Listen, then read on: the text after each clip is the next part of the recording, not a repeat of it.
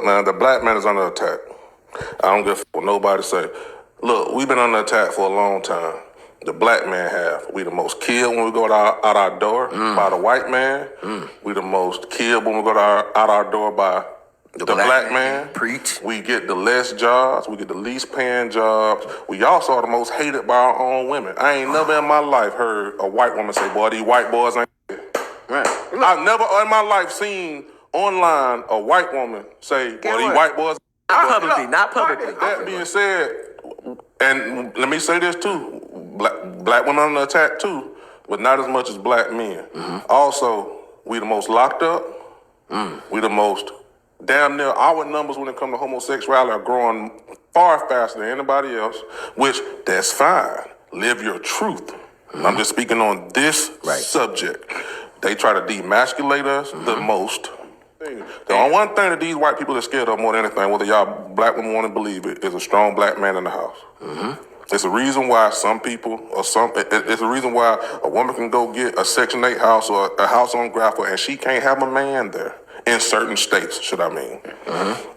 Because guess what? That's the scariest thing out here to these white folks, a strong black man. It's so funny that the same year that they made crack cocaine a Schedule 3 drug, where the 94 crack bill came into play, what these bills gave black men basketball numbers was the same year that they started issuing Ritalin and made that a Schedule 3 drug. So the way the system works is, hey, put their kid on Ritalin, which is crack cocaine, and lock their dad up for selling crack cocaine. Take the dad out the house and their kid ain't gonna be in the black community. And don't forget, I ain't mean to cut y'all, we the most stereotyped too. Man, we the most stereotyped. Look here, man, y'all sit up here, I see more and more black women talking about black cheating. All these motherfucking men cheat. Facts.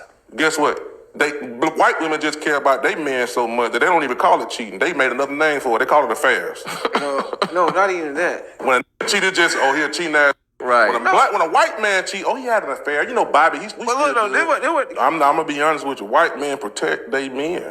White women protect their men. They do. Now you said it right the first time too. White men protect white men. You said it right the first time. They protect their kind. Yes. Thank you. And that's and let me say something. Let me make sure.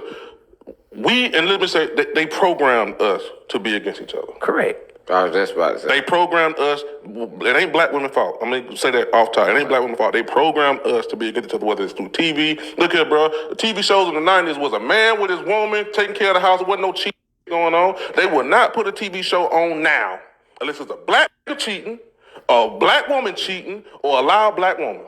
Real and simple. You want to know why? You want to know why? Because they seen that was keeping the black household together. We seen only strong figures, whether it was Bill Cosby, even like Sanford and Son when they worked on fucking cars. I think they worked on cars on that. Good times, shit like that. You know what I'm saying? Like now a TV show is only the image of a black man. TV and movies too being up. So guess what? They've been programmed. All right, so this guy spoke a lot of truth. There is a lot to unpack here, but I want to know, what can we do to change our communities? Well, every time you turn on your cell phone, we go into the entertainment section, looking at a whole bunch of toxicity, make things that do not represent every actual individual in our culture. Y'all know who I'm talking about. I try to say certain things so, the video won't get blocked or banned.